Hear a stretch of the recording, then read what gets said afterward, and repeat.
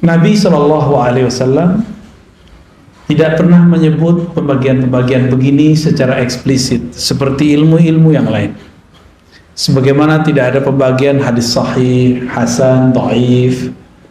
Sebagaimana tidak ada pembagian usul fikih menjadi fikih, tidak ada pembagian ilmu tafsir. Semua pembagian itu tidak ada.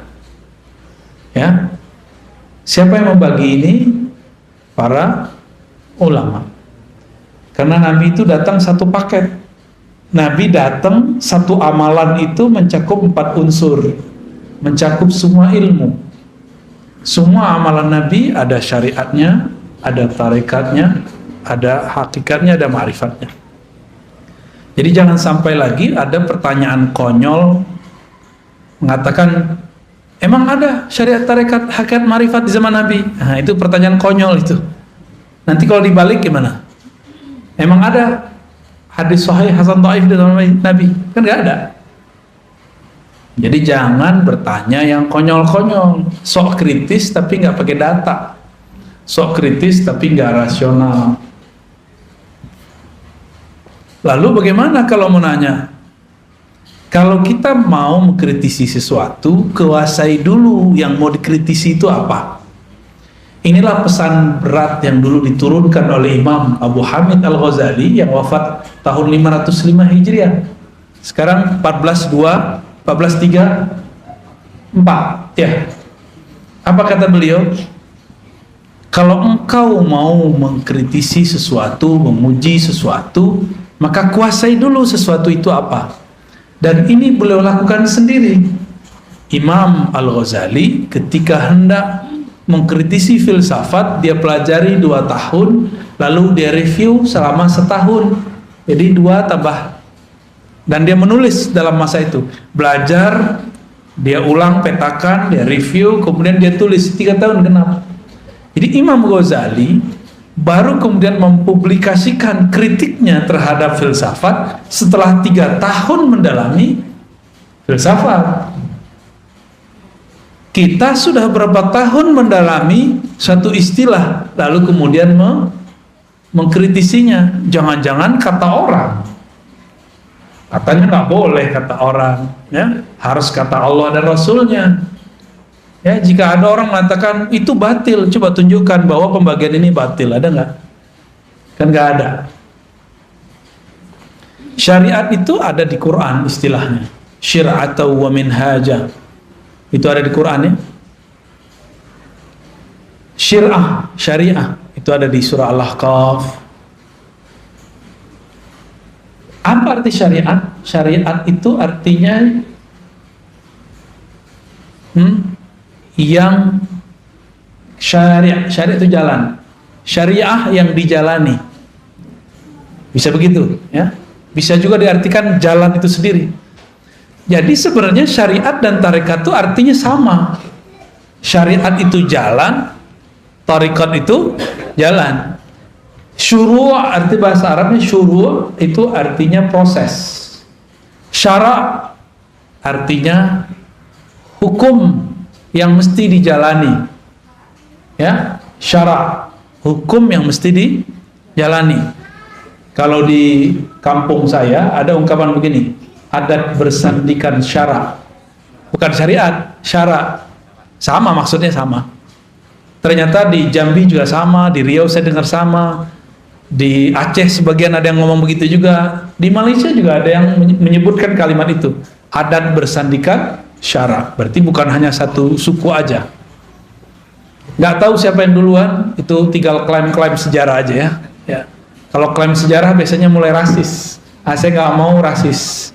Kita diciptakan oleh Allah lita'arafu, supaya kamu saling berbagi ilmu, saling kenalan, tidak boleh rasis. Oke. Jadi syariat artinya apa? Jalan. Tapi bedanya apa dengan tarekat? Syariat itu biasanya diartikan jalan yang zahir.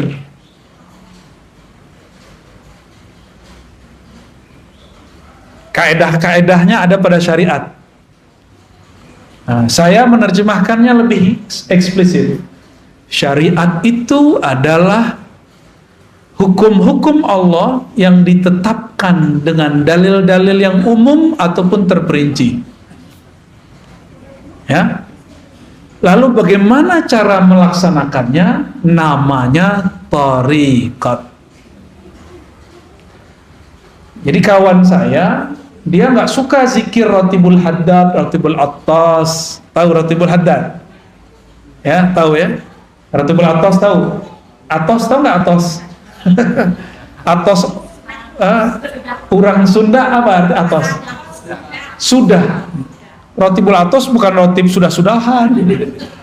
Itu nama imamnya, Al-Imam Al-Habib Al-Attas.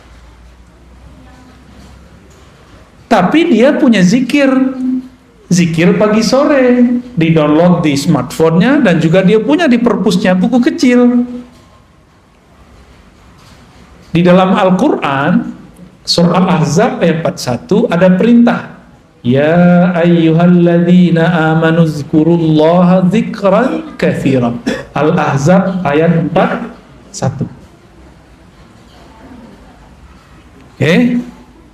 Wahai orang beriman, ingatlah Allah sebanyak-banyaknya.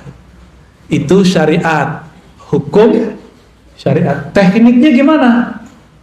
Kata kawan, bid'ah tuh pakai Ratibul Haddad, Ratibul Attas. Tapi dia ngeluarin buku baru, zikir pagi dan sore yang sahih.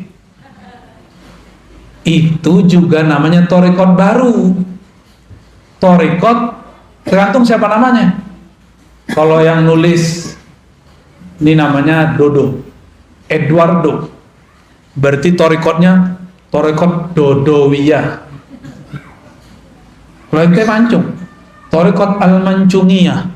Jelek amat nama thariqat ya. Ya. Dulu almarhum Haji Maksum misalnya punya wiridan yang dia kerjakan pagi dan sore. Maka thariqat yang dia tinggalkan boleh disebut dengan Al-Maksumiyah. Gitu. Maka penamaan zikir itu biasa. Ya, boleh-boleh aja. Ya.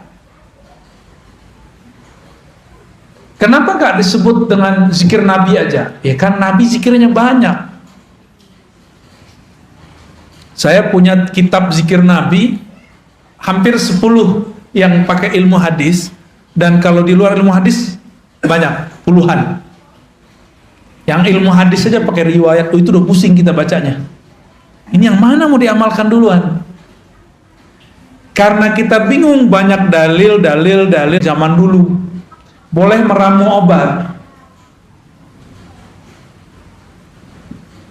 Saya mau tanya nih, Bapak Ibu ini, kalau sakit boleh nggak meramu sendiri obat, masuk ke ruang apotek terus ramu-ramu sendiri? Lo kan nggak boleh taklid, katanya nggak boleh taklid. Taklid ke dokter juga nggak boleh dong. Kenapa percaya sama dokter? Taklid sama apoteker juga nggak boleh seharusnya. Kalau kita boleh bilang nggak boleh taklid. Taklid artinya apa? Ikut tanpa tahu kenapa hakikat sesuatu itu ada. Ikut tanpa mengetahui dalil. Kenapa obat kalau batuk ini A, B, C, D? Disebutkan nggak sama dokter? Disebutkan nggak sama apoteker? Enggak. Terus kenapa percaya-percaya aja? Kenapa itu boleh, sedangkan dalam agama nggak boleh? Gitu. Yang mengerti dalil ulama atau orang awam? Ulama. Berarti kalau nanya dalil ke siapa? Kalau kita nanya dalil ke ulama, itu sudah sama kayak kita mau taklid tapi menaik pangkat jadi ittiba.